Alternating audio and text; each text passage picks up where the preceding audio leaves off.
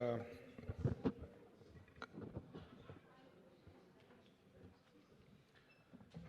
are starting our first panel in this morning after the brilliant keynote given by Ambassador Jorge Hein. The panel is the title of the panel is India, China, and Latin America in the Global Context. We have with us Nanno Mulder from CEPAL or ECLAC. División de Comercio, Comercio Internacional, Integración de Santiago de Chile, and he will present China, India, and Latin America in the world economy. Nanno Mulder is the head of the International Trade Unit in the Division of International Trade and Integration of the United Nations Economic Commission for Latin America and the Caribbean. His main areas of research and technical assistance are global value chains in general and global services in particular, trade relations between Latin America and Asia, and sustainable trade with a focus on the internationalization of SMEs and climate change. Mr. Mulder worked as an economist at the Organization for Economic Cooperation and Development, OECD, in the team of Latin America of the OECD from 2002 to 2005, and as a research at the French Center for Prospective and International Studies from 1996 to 2002. He has a master and PhD in economics from the University of Groningen in the Netherlands. Mr. Mulder is also president of the Latin American Network for Research and Policy Services. Nanno Mulder, welcome, and you have the floor. Thank you. Okay, thank you so much, Paulo, for your kind introduction, and I would like to thank the PUC and GIGA for the invitation of ECLAC. And I'm here to represent my director, Mario Cimoli, who wanted to come very much, but unfortunately, because of different occupations and different reasons, he could not be there. So I hope to do a good job in presenting him. So actually, I think we had a wonderful keynote by Jorge Heine, and I think he raised a certain number of issues, and which actually you will see in my presentation. And actually, I would like to stake his conclusions a little bit further, in saying that the region is really in a complex situation and sort of at a crossroads with regards to its relations to India and China. I mean, as Jorge has been saying, the trade with India is still very small, but growing very fast, or has grown very fast until about 2014. With India, but it's still small compared to China. And actually what we've seen is that trade so far, and I will show that in a moment with some slides, is it's basically replicating the pattern it has with China. So the big question, I think, for the region is, what are really the mid and long-term consequences of this type of trade? Is really, if the trade with the world is really growing with the Asian region, and it's only based on a few commodities, as we said. I mean, there are a few other products as well and services, but really the bulk and the growth is really coming from a few primary goods. And what have been the consequences of this 10-year period, of this boom period? What have been the consequences for the region? And actually from ECLAC, we are seeing this with a lot of concern. Because basically what we've seen in Latin America and Brazil in particular, I mean, is a strong erosion of the manufacturing base. And that really has consequences for the mid and long term in terms of the growth prospects and in terms of the possibilities to improve productivity, increase innovation. Really the key drivers of growth, we feel that they're being eroded by this increasing trade with China and India. Now, who is to blame? Is India and China to blame, or are we ourselves to blame? And I think really the bulk of the responsibility we bear ourselves. I mean, we have a tremendous opportunity with growth with India and China, but basically we're not taking the benefits of this trade. First, by incorporating more knowledge and innovation in our static comparative advantages, which are the natural resources. And on the other hand, as Jorge mentioned at the end of his presentation, we have partners in front of us who are offering finances and possibilities of corporations to do technological upgrading, not only of our natural resource sectors, but also in the area of manufacturing. And basically, what China is confronting from the Latin American region is a strong silence. I mean, we are not able to define a regional response to an offer of $35 billion to engage in joint cooperation efforts. So that's basically the message I would like to transmit through this presentation. And but we will go through basic three themes. The first theme is to have a short look at the global context. And I think this is very important to keep in mind, because the global context has changed radically in the past 2 or 3 years.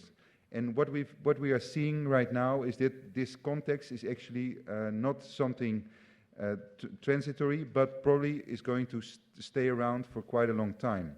And this is something very important to keep in mind. The relationships with Asia is no longer booming. We've reached a certain plateau, and really what we need is a paradigm shift to benefit from trade in China, but in a different way, because the Chinese economy is changing, and the type of goods and services they are demanding is changing, and the region so far has not really been able to come up with a new strategy to seize these new opportunities. And as Jorge was mentioning, for example, in the food sector, this is probably one of the areas where imports do continue to grow in contrast to other parts of the economy. So first look at the global context. And then second, we will look at some figures and charts to say, has the boom ended?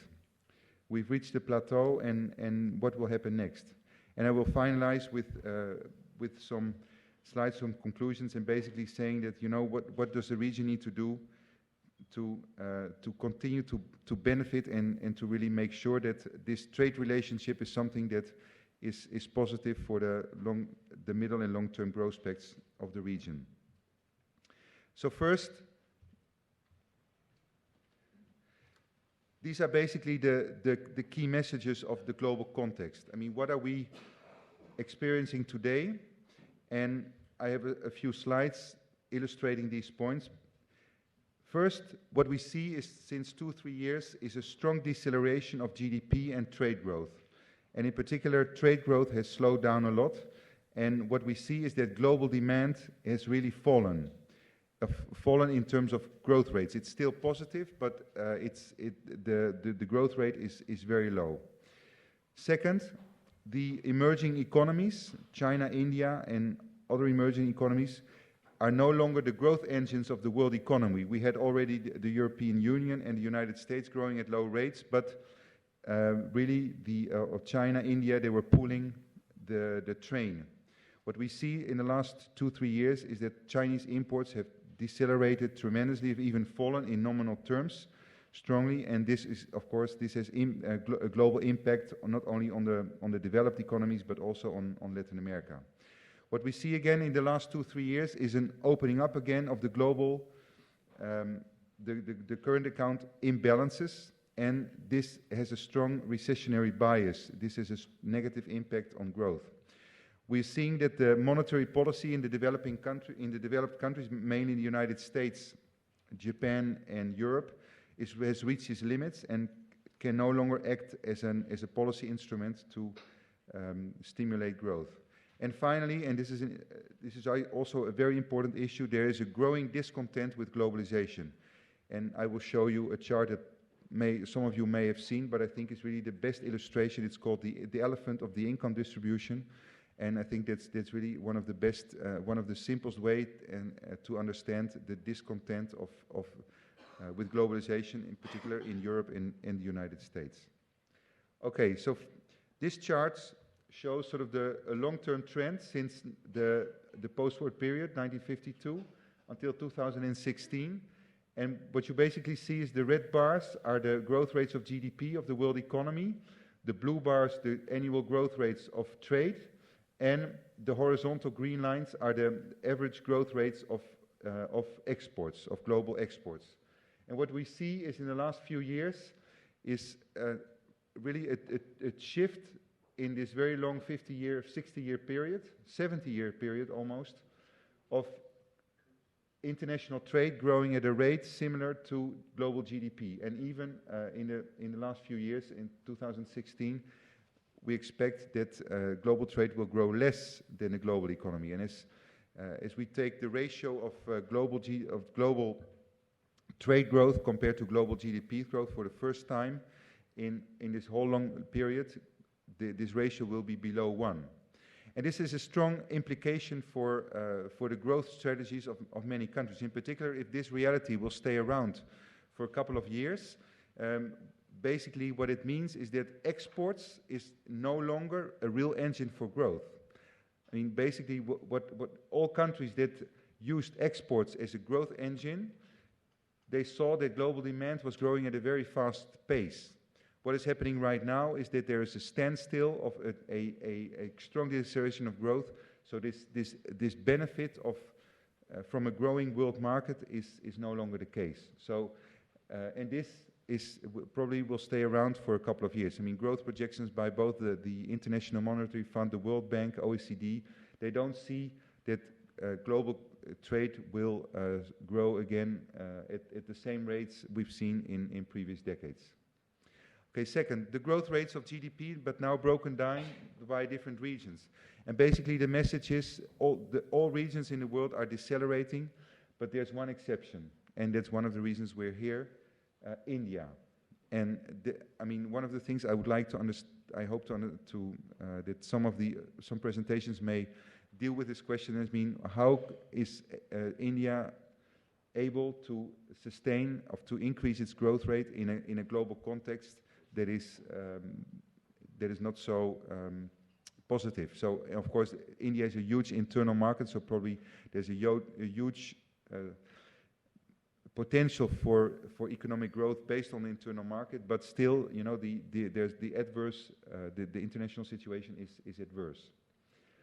Okay, what is the consequence of this, of the growth slowdown of China and other important economies, and in particular the huge deceleration of imports from the Chinese economy? Is that the contribution of emerging countries to the growth rate of global trade is decreasing. And as we see here, China's contribution reached like almost to the global growth was almost 1 percentage point. I mean, global trade was growing, for example, just before the financial crisis at a rate of about 4%, and about 1/4 of this annual growth was accounted for by China alone.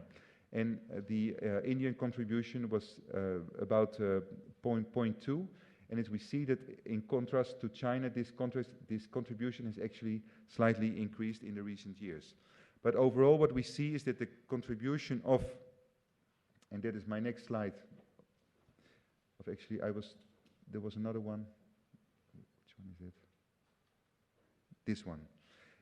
What we see is that the growth contribution of emerging economies to the global export has gone down importantly in the past couple of years. And we see that, so what you see, the dotted line is the annual growth rate of global exports, and this is broken down by the contribution of advanced economies, which is the red line, and the blue line is the emerging and developing economies. And what we see is, and actually I think the colors have been inversed. This is an error. The blue part should be the advanced economies, and the red part are the emerging and developing economies. And what we see here is that this contribution, the red part, has gone down. Has gone down. So we see that just in the periods of the golden age of international trade, the contribution of the developing economies was very large, but we've seen in the last year this has gone down. So basically, when we look at the BRIC countries, I mean, that's also important to know. I mean, which BRIC countries are really successful on a medium-term basis? And we see that only China and India see sort of a sustainable path, a sustainable trend of income convergence to per capita incomes of the United States. So we see that their growth pattern is pretty stable, whereas what happens in the other BRIC countries, it's much more erratic. And in particular, in the case of Brazil, the blue line, we see that actually the period before the 1990s, I mean the decades, the post-war decades, we saw a certain increase in the per capita income relative to the United States, but this has flattened off since the 1990s. And we have, of course, had a few years of high growth in Brazil, but again, in the past few years, this has gone down. Okay, another issue which is really worrisome internationally is the growing current account imbalances. And basically, there are 3 points I would like to highlight. And first is the growing surplus of Germany and some other European countries, the Netherlands, in the last few years. And basically, what does this mean? This means that Germany is exporting much more than it's importing. And basically what it means is that the level of imports that would sustain its economies is much lower than it could be. And what does this mean for the world economy? Of course, that its demand from other countries is much lower than what its economy would be able to sustain. And this is, of course, a large impact on not only on the European Union, but also beyond the European Union on a global scale. Second is the shrinking deficit of the European countries, in particular the PICs, which are Portugal, Ireland, Spain and Greece, in the last couple of years. And this is the pink color. And we've seen in particular that after the financial crisis, their deficit has shrunk considerably. But how has it been done? Have they been exporting more instead of, or have they been importing less? And actually what has happened, and this is also to do with Germany, the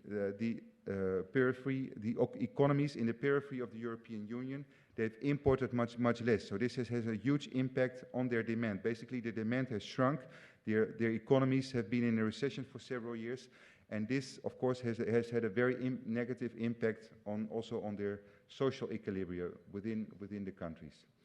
And finally, China. I mean, China is the dark pink color here, and we see also that the surpluses in China have been growing for the past couple of years.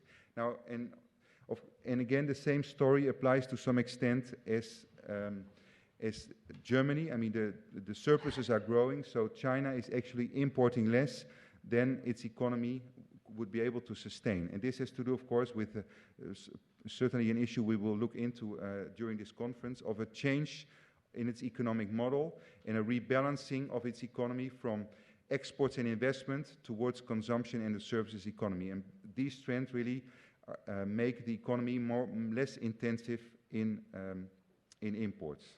But this is, of course, this has global repercussions, and in particular, this affects South America, which is an important exporter, and having China as an important export destination. And finally, the global discontent with globalization. This is the famous graph by Branko Milanovic. It has been published widely. And basically what this graph shows is how households, from the poorest households, from the richest households, have seen their income change in a 20-year period, from 1998 to 2008. And here you can see basically who's happy with globalization and which countries are happy with globalization and which countries are unhappy with globalization. And what we see is that some countries, they are stuck in a poverty trap, in a low-income trap, and they basically have been excluded altogether from the globalization movement.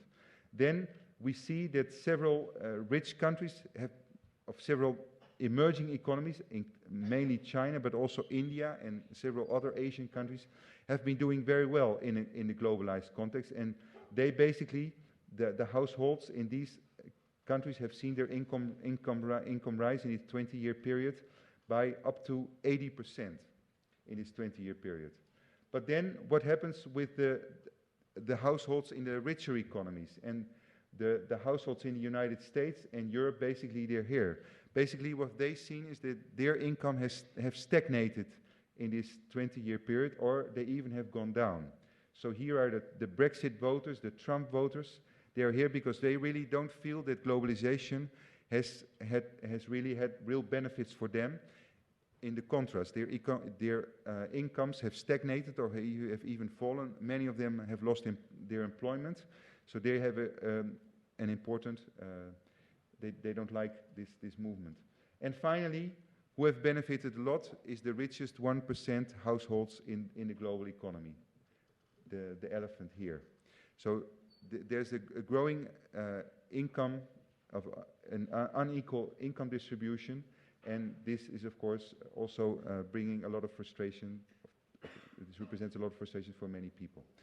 Okay, so this is the global context in which the Latin America relations are developing with India and China. So now we will look in a couple of charts on how these relationships are developing. First of all, are the Jaguars meeting the Tigers. And actually what this chart is showing is that the Jaguars and the Tigers of the Jaguar and the elephant are doing, the elephant and the Tigers are doing well. I'm getting confused with the animals. And, but the Jaguars, they're still sleeping. So what we see here is that China, the dark blue line, has increased its share in global imports very importantly starting from the 1980s, and in particular after becoming a member of the WTO in 2001, the economy really took off, and even in the quinquennial period before.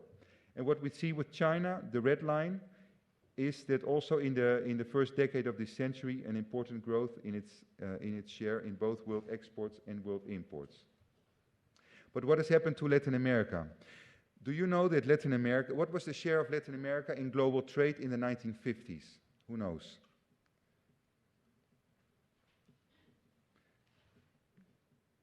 I mean, let's do an auction. Who's betting on Latin America's share in world trade in the 1950s? Nobody wants to bet a number? 8%. It was above 10%. Latin America's share in global trade was above 10% in the 1950s and 60s. I mean, basically before the import substitution policies became really, really important. And this share basically went down, and in the early 80s it was around 6%, and basically what we've seen is that this share didn't really change even during the boom period after 2010. Basically what the region has done is making up lost ground since the early 2000s here. And with imports, it's basically the same story. So one of the questions is, where's the Jaguar? I mean, we've lost a bit of lost ground during this period, but based on sustained on primary goods exports, what we will see later. Okay, now specific relations with India and China. And of course, these numbers are probably very well known to you. We see this very large boom in bilateral trade with China, with India as well, but please note the difference in the scale. If I would put these two graphs on the same scale, basically you wouldn't see anything here. And as Jorge said, I mean, trade with bilateral trade with India is about 15% of what bilateral trade is with China. But the numbers have been growing very rapidly until basically 2014 and 2015. So one of the puzzles I think we would also like to see explained is, in particular, why is this happening here? Why is this decline happening with India in a context where the Indian economy is still sustaining its high growth rates? So to me this is a bit of a puzzle, because normally one would see that exports would continue to increase. I mean, there's one simple explanation, of course, that is the decline in the commodity prices, because this is nominal US dollars. These are not real growth rates, but I'm not sure if that's the whole explanation, or whether volumes have also declined or decelerated. Okay, second, who are the main trading partners with both countries, and what is the relative importance of India and China for the Latin American countries? And basically, The trade with China has become very important, and for several countries, starting from this line, so for Uruguay, Venezuela, Brazil, Peru, and Chile, the Chinese market is representing more than 10% of its export, and as Jorge said, it's either the first or the second export market of these countries. But even for other countries, you know, it's still pretty important. And actually, if you would add 2000, I mean, you see a huge increase in these horizontal bars. So the market share of China in export has increased tremendously. India is, of course, a far less significant export market, but is also growing, and in particular for some commodity exporters like Colombia and Chile, it is important. But even, I mean, for me, there were a few surprises as well, like Panama, the Dominican Republic. But basically, these are not commodities. These are probably other types of goods and services. Okay, what are we exporting? And this here, this chart basically represents the concern I have about the bilateral trade relationships, and which is of course very well known to all of us, that more than like when we add up these two numbers, like 90% of the exports of the regions are concentrated in a few commodities. And actually, the hope of the region maybe is that this pattern is not replicated in the case of India. But what we see is that this is not the case. It is indeed replicated. And so a concern for the future is, I mean, if India will continue to grow very fast and increase its commodity imports, will the region continue to export only this product basket? And then again, who is to blame? I mean, is the region really not capable of exporting other types of goods and services than just a few commodities? And I think certainly we can. I mean, the region is very rich in the diversified goods of basket of goods and services, but we really need to undertake a joint effort to make sure that these other goods and services also get to these markets. Okay, and this table shows the number of products and services. 10 minutes? Okay. How many goods and services are being exported to the different markets? And basically what we see here is that for India, the situation is even more dramatic than for China, in terms that the region as a whole only exports 1,658 products. I say only because when we compare this to what the region exports to itself, this is more than triple the number of products that are being exported. Now, of course, you can say this is a big number, but as I showed you in a previous graph, I mean, it's not diversified. It's not that these 1,658 products have a similar market share in the export basket. It's what we see in reality, what's happening is that 4, 5, 6 products, they make up 80-90% of the export basket of the region to these countries. And actually, the rest of these products, they account for only a very small share.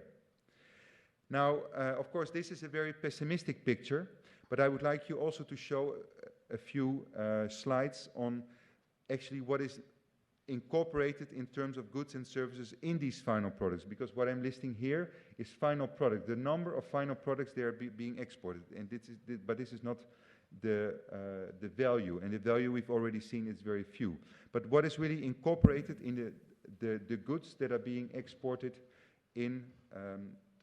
from the region to China and India in terms of different goods and services. And this is a global value chain perspective. And just to tell you in very simple terms, I mean, if take an opposite example, when China exports an iPhone to the United States or to any country in the world, China registers in its export a $500 product, which is being an iPhone. And of course the question is this really a $500 export by China? Is this really the value that is added by China to is this the value exported by China alone, or does this value of $500 incorporate goods and services that are produced in other countries. And there's a whole strand of literature and new ways to measure international trade that's measuring the value of international trade on a value-added basis instead of a gross basis. And getting back to the example of the iPhone, basically what we see is that China is exporting of this iPhone only about $5 or $6 of the $500 iPhone. So the true export of China is not $500, but it's only $5 of the 500. And the rest is goods and services that have been exported by other countries. Now, if we summarize that, and we look here, is first at the image of China and India. I mean, when these countries export, to what extent do these the exports of China embody trade exports that come from other countries?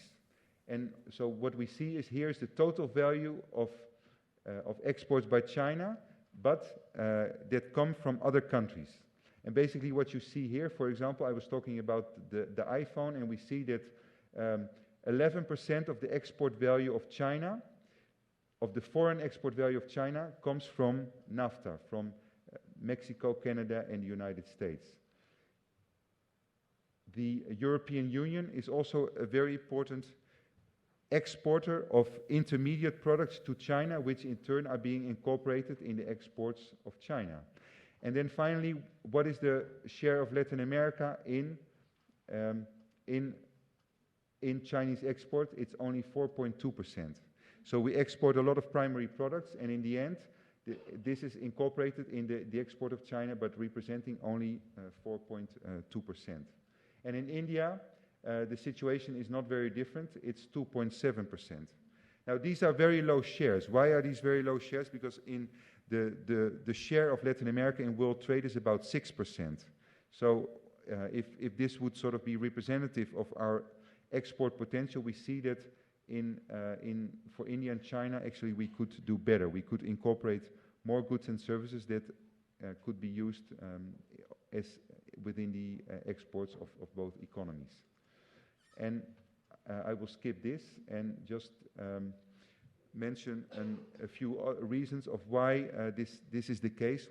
Well, one of the reasons that may explain why we export a limited range of products to those countries is because simply there are very few countries in the regions that have trade agreements with India and China. And actually, in the case of China, there are FTAs with Chile, Costa Rica, and Peru. And China has also proposed negotiations with Mercosur and Colombia, but in particular in the case of Colombia, this issue is I think there's a lot of discussion within the country, and negotiations have sort of stalled in the last few years. And in the case of India, there are preferential agreements, not fully fledged trade agreements with both with Chile and Mercosur. So one reason one may for the limited product basket we're exporting is simply there are too few trade agreements. There's really an issue of market access, and maybe throughout this seminar we can address this issue, whether this is really the case, whether the market access to these countries explains the limited export basket. But again, I think this is, in my mind, this is really an understatement. Probably it will help, but certainly it doesn't explain why we export so few products. So basically what just to sum up, the region's trade with India is small relative to the region's trade with China is small compared to that with China. The composition of gross exports, that's something I want to illustrate, but it takes a lot of time to go into, is richer than one sees with superficially. I mean, if we look at gross exports, it's only a few products, but basically the few products we export to China and India actually incorporate quite a few services, and that's really something that's new, that has not really been analyzed in bilateral relationships, that actually the goods we export to India and China, they do incorporate a whole range of services, and there certainly is a potential to increase that. There are more FTAs with China than with India. Then the issue that I'm not going to discuss, and certainly we will go into that in other presentations, is on foreign direct investment. Then there's the issue of financing. As Jorge said, trade is no longer the engine of growth of the bilateral relations, so we need to find other ways of strengthening the bilateral relations in finance and other areas. And finally, I would like to conclude with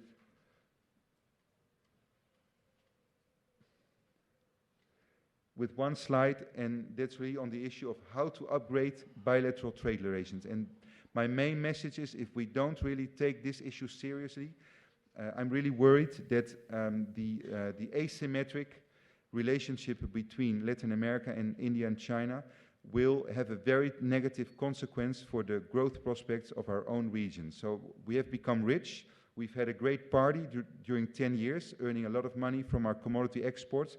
But basically, this has led to an erosion of our manufacturing base and the main pillars of economic growth in the region. So what we really need to do is to work seriously on regional integration to make sure that we broaden our export basket to these markets. And just to go very quickly into some steps that can be taken to step up bilateral cooperation, to diversify export, is through these initiatives. Expand the number of bilateral FTAs, and maybe the accumulation of FTAs between different countries is taking place with the European Union and maybe with the United States, is a way to diversify our export base. I mean, there's this cooperation plan, and basically the region is silent so far with regard to responding to this initiative of China, which can really help to diversify our export base.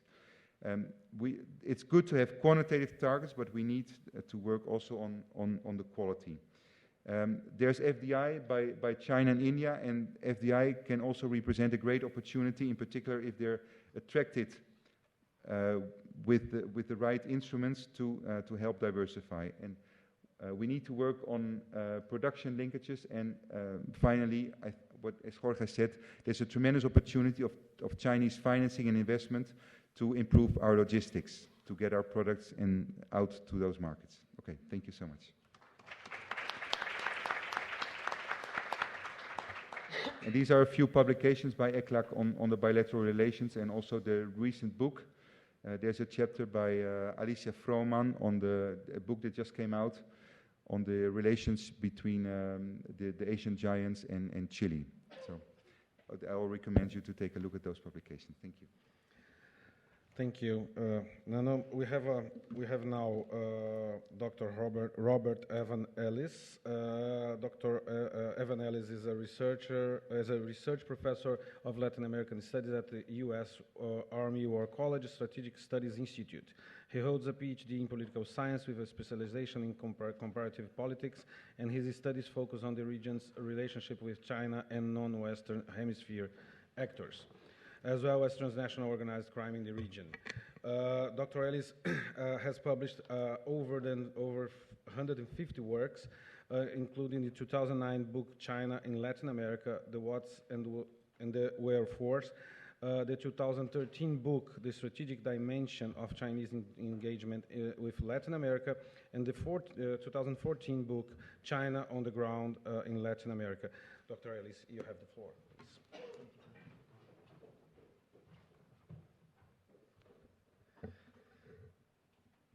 Good morning, guten Morgen, bom dia, buenos dias.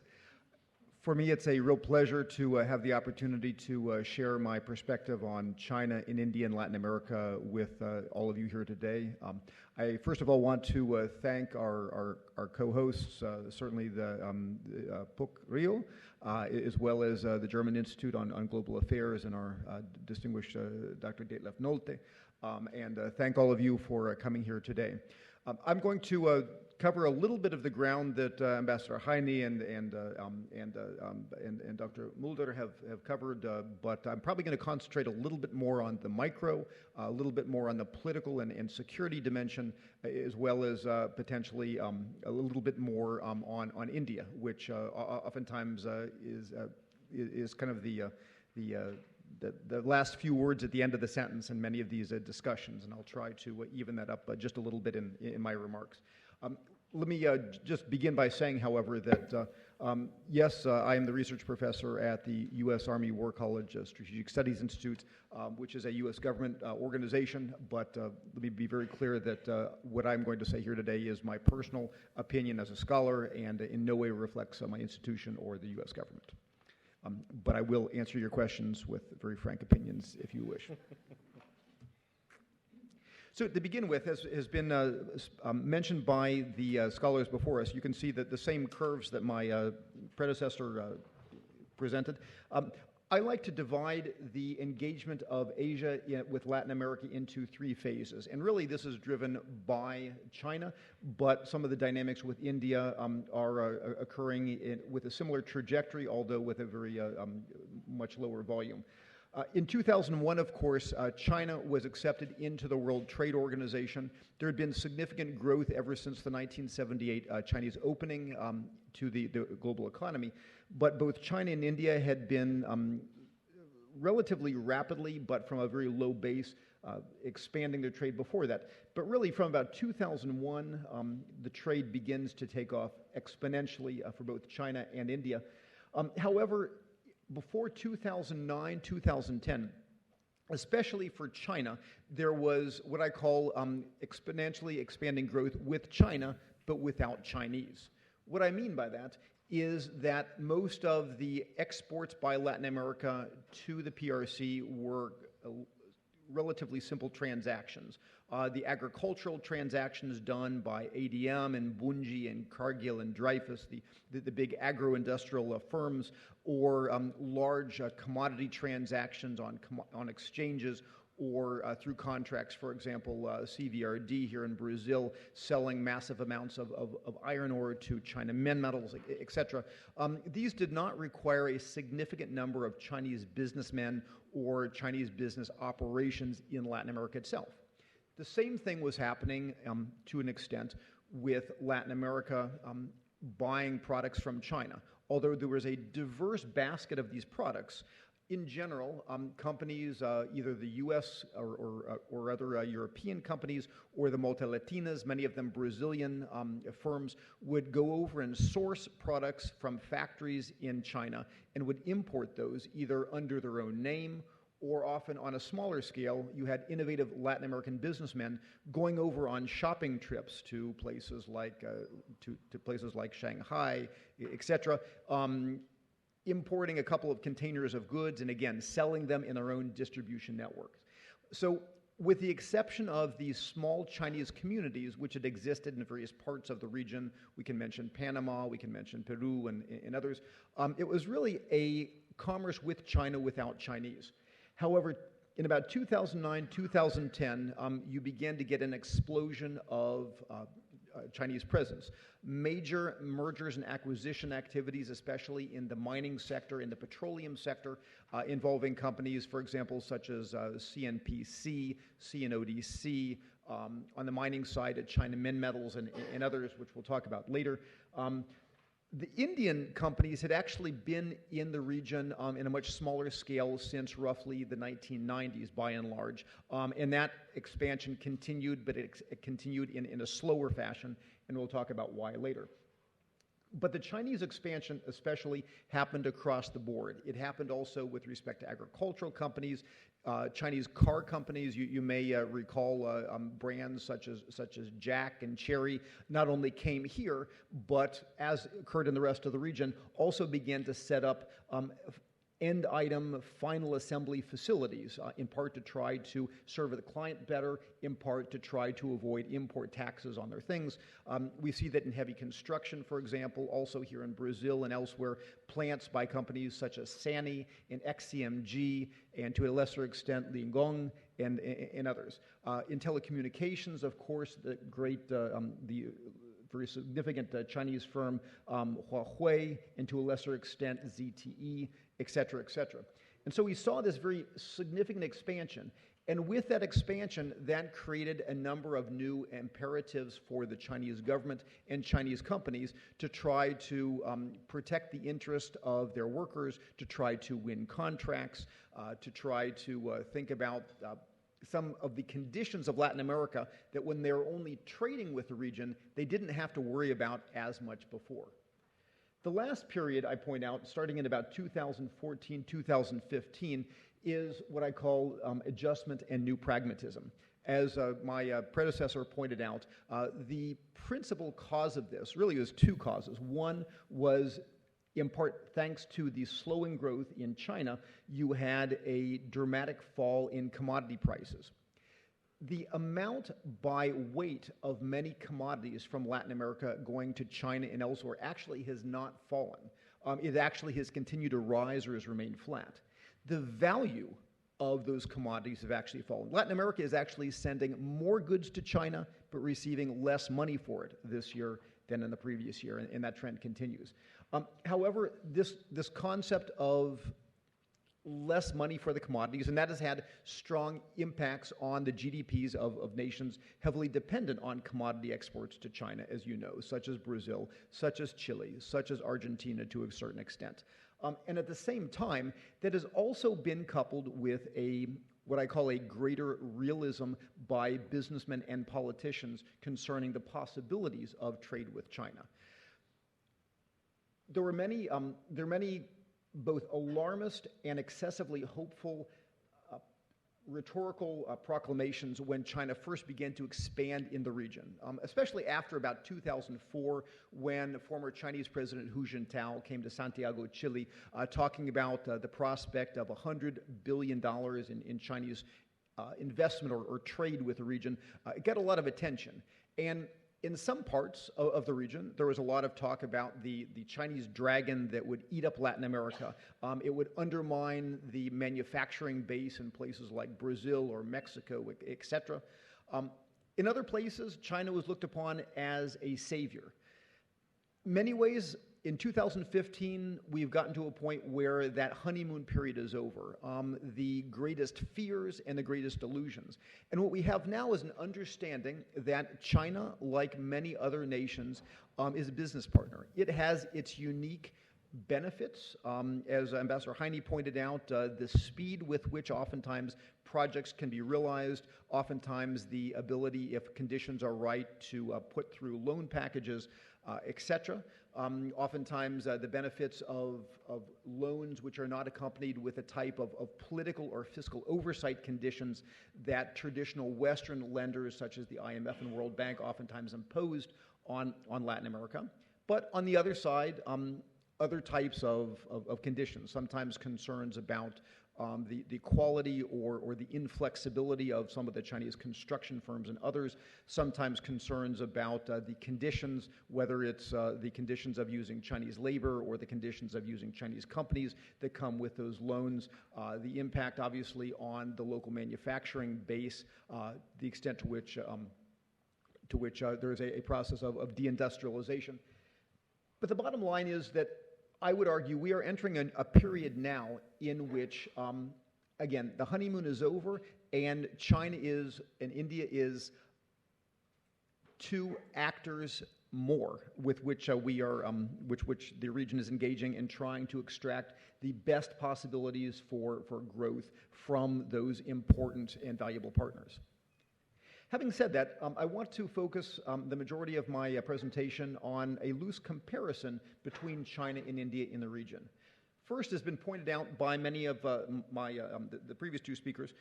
First of all, there are significant differences in the patterns of investment and trade. In general, although India has invested quite a bit in Latin America, cumulatively between 16 and 20 billion is the estimate that I saw. However, when you consider that by some estimates, China this year alone may invest $20 to $30 billion by the end of the year just in Brazil, and as was pointed out, has been investing $10 billion a year more or less in the region since about 2010. There's a difference in scale. In addition to that, you find that the number of countries in which India has concentrated its investment is somewhat more limited. India actually has made Brazil arguably its leading partner in the region. India also has an enormous presence in Mexico. India has important presence in Chile, in Colombia, and in certain niche areas in certain parts of the Caribbean. However, it's not as broad as the engagement we see by Chinese companies. In addition, also, as was pointed out by the two previous speakers, Indian companies tend to be, on average, somewhat smaller, not all of them, somewhat more independent from the government. You see less of the presence of SOEs, although certainly independent Chinese companies do come into the region as well. In addition, the Indian companies and the people that I've talked to about Indian companies often have a sense of frustration that the Indian companies don't receive the level of coordinated support from their government in the way that at least the Chinese SOEs receive from theirs, almost a sense of frustration. On the other hand, I would argue that aside from the government position about Chinese investment, that on average, Indian companies tend to receive a little bit less political resistance and difficulty than Chinese companies in the region. There are exceptions, but in general, what you find is that the Indian products generally are not as competitive on the low end of the spectrum. You do not have Latin American markets being flooded by Indian textiles and footwear and cheap toys directly competing with traditional Latin American manufacturers the way that part of Chinese exports do. In general, also, you find that many of the Indian companies tend to operate on the higher end of the spectrum. We'll talk a lot about the pharmaceutical companies or IT companies, some manufacturing companies in areas like motorcycles, etc. But what you also find is, for a number of reasons that have part to do with the Indian tradition and their negotiation with the local government, that those companies have tended to adapt themselves much like Western multinationals, using significant quantities of local labor, especially in the technology services markets and local management. You'll also find, and this is again my personal analysis reflecting on this, that Indian companies tend to have a certain underutilized advantage, which is coming from what I would call an environment of complex democracy. Indian executives and entrepreneurs understand the difficulties of managing a relationship in a complex democracy. Infrastructure projects having to effectively negotiate with the people who are on the land, having to negotiate with local governments. The Chinese companies come oftentimes with a tradition that if an agreement is signed and the government authorizes something, it will go forward. And oftentimes the Chinese companies are surprised in the Latin American context when that is only the beginning of the negotiation. Chinese companies, don't get me wrong, are learning and have expanded in an impressive way their ability to operate in the local context. They have gotten much better. But I would argue that this is an area where the Indian companies have a certain intrinsic advantage, although ones that they have not leveraged as much as they could. And of course, also at the political level, when we talk, especially from a Washington, D.C. perspective, but maybe to agree in Latin America, one does not hear these screams and cries that the Indian elephant is out to trample Latin America or trample U.S. equities in the region in the way that one hears similar fears about China as it moves into Latin America. I'm not saying it's true or not, but I'm saying that India's business involvement in Latin America benefits from the perception that it is the PRC, much more than India, which is challenging the global order through its continued expansion.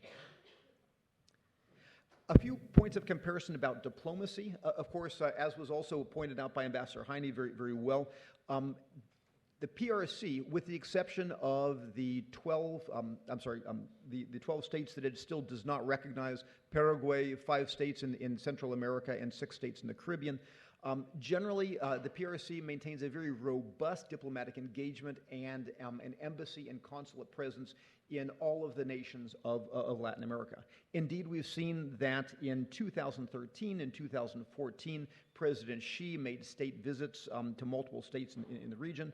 And indeed, this year, he is not only returning to Peru, but is expected, Ambassador Heine, I believe, said Chile, is going to visit a number of other states, again, just about a month from now. By contrast, Prime Minister Modi, although Prime Minister Modi promised a very internationalist orientation. Certainly from the perspective of Latin America, his contact has been limited since taking office. He made one major visit to the region, which was the BRICS summit in Brazil in July 2014. Actually did not go on to visit other countries in the region beyond Brazil. He did come last year to the United Nations General Assembly Summit in New York, where he met with a number of Latin American leaders, but this year, unfortunately, was not able to do the same. Now, on the Indian side, you do see that India has a significant diaspora in the Caribbean states, in really the Caribbean basin when we talk about Guyana and Suriname as well.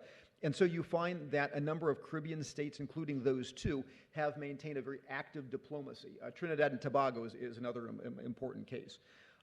But again, when you compare Indian and Chinese diplomacy, there really is a world of difference in the level of government engagement to date. With respect to trade, and I'm not going to belabor the point because my predecessor did an excellent job in going through the statistics, but clearly what you do see here now put side by side, on the one hand is the difference in level of trade. Actually, the rate of expansion is very comparable in terms of percent growth per year of India and China. You see that also, again, largely because of the fall in commodity value.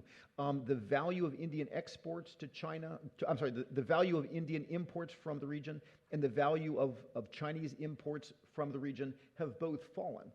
However, again, you do see that there is a certain leveling off that we are getting to at the present time. Just a few more points about trade, again, without belaboring the point because my predecessor covered this very well. Again, both China and India have seen their quantity of trade in overall terms expand by about 16 times. The difference in part is that China overall has run a trade surplus with Latin America, and India, by contrast, has actually run a trade deficit. India actually imports more from the region than it exports to the region, actually by more than a 2-to-1 margin. Also, as my predecessor pointed out, it's important to note that even more than China, India tends to concentrate its imports and exports on a relatively small number of countries. And certainly the point about free trade agreements is also very important. China currently has bilateral FTAs, of course, with Chile, Peru, and Costa Rica. India has only partial FTAs and only with Chile and Mercosur. Although there is some talk, as a matter of fact, the Peruvian delegation just got back, and there is talk about the beginning of the negotiation of a Peru-India FTA, which will probably be officially announced during the APEC summit in Lima in the coming month.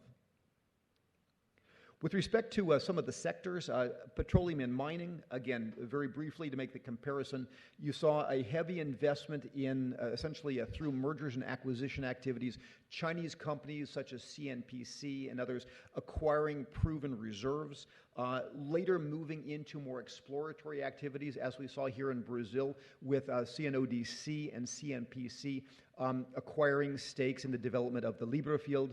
As you know, with a fall in international oil prices, combined with the fact that in terms of the reserves, Libra has not worked out quite as expected, that's been a bit of a disappointment. But clearly, China is moving forward in terms of the intimacy of its involvement in the sector. China also is doing important work through its engineering services companies, its petroleum services companies, and it's also important to note that Chinese companies also acquire important minority stakes in the region. So, for example, the 30% of Galp, the 20% of Perenco, those two deals alone were worth about $10 billion. Or, for example, in rare earth metals, the acquisition of a 10% stake in CBMM with holdings here in Brazil. Again, that was about a $2 billion deal. And actually, there was recently another $1.7 billion deal in the acquisition of interest in Niobium. The point of that, though, is that oftentimes they are not as glamorous as taking majority ownership, but in reality, those stakes allow Chinese companies to understand better the operating environment while not having to have both the political visibility or really the responsibility for actually running the company, letting more experienced hands do that while the Chinese companies learn, with the opportunity later to increase their share when they're ready to do so. Indian companies, by contrast, in the petroleum sector, generally have been concentrated in a small number of states: Venezuela, Brazil, and Mexico. Already? Wow. Okay. Can I have another 30? No. Okay. Okay. What you see in Venezuela, for what you see here in Brazil, actually, is there was recently a swap agreement by which ONGC, I believe Videsh, will have access to some fields here in Brazil. Brazil will have access to some fields in India, etc. In the mining sector, you find, again, some small but important deals. For example, a Indian company called IFCO in Peru, thanks to their involvement in, for example, the phosphates and potash industry, about 25% of Peruvian potash actually goes to India. Or, for example, the Adita Birla group, also here in Brazil, they operate a series of aluminum refineries, so a little bit higher on the value-added chain. But again, not quite as broad as the Chinese presence. And in the petroleum sector, one of the things that the Indian companies do well, especially Reliance, is that they have refineries that are very good with the type of heavy oil that you find in places like Venezuela. And indeed, a lot of the oil that has gone from Venezuela to India has actually been taking advantage of that refining capability, relatively inexpensive refining capability that companies, again, such as Reliance have. I'm going to go a little bit faster in the interest of time. Agriculture, both India and China are important importers of soybeans and soy products from the region. China has moved in the direction of trying to create infrastructure for acquiring more foodstuffs, and actually has imported increasing amounts of beef, for example, here from Brazil. Indeed, Brazil is China's #1 source now of foreign beef. India, at the same time, again, has not really gone so much beyond just the purchase of soybeans, but again, continues to be an important partner in this area. And has actually done some important things here in Brazil and elsewhere with sugar refining and sugar processing. In construction, what you find is that Chinese companies, leveraging their loan-based capabilities, have made a number of important investments, a number of important projects, especially in the ALBA countries, whereas India has really seen the majority of its construction capacity absorbed within India itself, and thus has not really moved into Latin America and elsewhere. There have been a few small projects. For example, Delhi Metro Rail was thinking about being part of the Bogota Metro, as well as others. One of the difficulties has been, frankly, that, with all respect, the Indian Import-Export Bank has not had the amount of capital and has not had the bureaucratic agility that has been shown by China Development Bank and China Exim Bank to making major projects in the region. There was actually just a new $50 million project announced with Guyana. However, again, we're talking about maybe a total of $200 million by India Export-Import Bank, as opposed to $125 billion by the Chinese development banks over the past 10 years in the region. Manufacturing and retail, again, what we've seen in most of the sectors is, again, a strong move by Chinese companies coming into the region, setting up final assembly facilities such as here in Brazil, as we've seen by Chery and Jack and others. In heavy equipment, Sany, XCMG, Zoomlion. Motorcycles, again, in places like Colombia, Jialing, Jinqing, and others. Even here in Brazil, since the late 1990s, taking advantage of the tax incentives in Manaus, we've seen, for example, the air conditioner maker GRI, as well as the broader appliance maker Haier, setting up manufacturing facilities, exporting largely to the Brazilian market. The Indian companies, especially companies such as Mahindra and Bajaj, and to a more recent extent Tata, have begun to, they've actually been in Latin America on a much lower level since the 1990s, have not expanded quite as quickly as we've seen the Chinese companies move.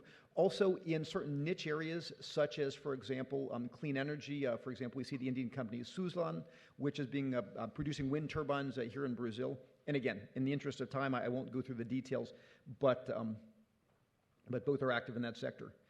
Finance, again, we see a big difference. I mentioned the difference between Indian policy, the very small amount lent by the Indian Development Bank versus the massive loans by Chinese policy banks. We also see the Chinese move into multilateral loan funds. Again, as was mentioned, about $35 billion in total, including a new interesting co-financing fund with the Inter-American Development Bank, in which the IADB and Chinese banks will try to reconcile their very different rules. As actually Ambassador Heine pointed out also, we're seeing as China tries to move into the convertibility of the yuan, the renminbi, it also has engaged in not only debt swap agreements with Chile, but also currency reserve agreements with others. Again, these are things that the Indian banking system has not yet begun to do in Latin America. And also, frankly, pseudo-commercial banks such as ICBC or China Construction Bank, which have now entered into Argentina, Chile, and actually, I believe CCB just entered into Mexico, ICBC just entered into Mexico. Again, the entry into branch banking is not something that we've seen on the Indian side to date. Logistics and ports, of course, Hutchison Whampoa, but also often overlooked, the company, soon to be the joint company, China Shipping and Costco, now has a significant presence serving numerous ports throughout Latin America and the Caribbean. Again, you do not find significant Indian logistics companies which are providing service to Latin America that we've seen so far. Telecommunications and in other areas. Of course, the Chinese companies Huawei and ZTE, major contracts for 3G and 4G networks across the region, as well as providing sales of various different telephones and components. Chinese space launch activities, 4 satellites co-developed and launched with Brazil through a program called CYBERS. 2 satellites launched for Venezuela, 1 satellite, soon to be 2 by the end of this year for Bolivia, a microsat launched for Ecuador, et cetera, et cetera. India has a different type of technology engagement. India actually has a very significant presence throughout Latin America in the pharmaceutical sector. So you have companies such as Dr. Reddy's and Sun and Glenmark and Claris, very active from Venezuela to here in Brazil and elsewhere. Also, India runs a number of different call centers and provides technology services, software development services. Many of these actually are significant employers of people in Latin America. About 15 to 20,000 Latin Americans are actually employed by these Indian technology companies. And I would mention the biggest 4, TCS, Wipro, Infosys, and Aegis. There is a small Indian telecom involvement in the region. VNL, especially in Bolivia, is one, but again, not on the scale that we see with the Chinese companies Huawei and ZTE. And so finally, last slide, military sales. Again, I would mention that on the Chinese side, you actually do have a significant expansion of Chinese military sales, moving from Venezuela, to which it has sold various different types of aircraft, the K-8, the L-15, interest in selling the FC-1, the sales of radars, trucks, moving beyond Alba to countries such as Peru, to which it has sold multiple rocket launchers. Recently, Bolivia donated armored personnel carriers. Ecuador, it just actually provided 10,000 AK-47s manufactured in China, et cetera, et cetera. In the Indian case, actually, there's only really been one major Indian company, Hindustan Aeronautics, which made an attempt. Actually, it donated its helicopter called the Dhruv to Suriname and Peru in small quantities, and then actually had a sale to the country of Ecuador, which unfortunately did not work out very well. I was told that there were frankly issues with the product itself. 4 of the 7 helicopters that Hindustan sold to Ecuador crashed. 2 were blamed on pilot error, 2 were blamed on mechanical reasons. And frankly, that has given HAL a bit of a bad name and has probably impeded some of these projects. However, even here in Brazil, India, the Indian Advanced Development Organization has a project with Embraer, your aircraft manufacturer, to actually do kind of an AWACS type of airborne radar surveillance plane. So there are actually important areas in which the Brazilian defense technology sector and the Indian technology sector are collaborating. Now, in other areas, for example, you find that there are an increasing number of Latin Americans going to professional military education facilities in China, in places like Changping outside Beijing, or in lower level schools in places like Nanjing. You do not see that as much in India, whose programs are principally in English and really has not made the effort to do that outreach. Also, of course, Chinese military forces increasingly are active in Latin America. They provided peacekeepers to the MINUSTAH peacekeeping force under Brazilian control from 2004 to 2012. They have done joint exercises in peacekeeping with the Peruvians. They have sent their hospital ship, the Peace Ark, to Latin America twice, in 2011 and recently in 2015. They have done combat exercises with the Chileans, with the Brazilians, and with the Argentines.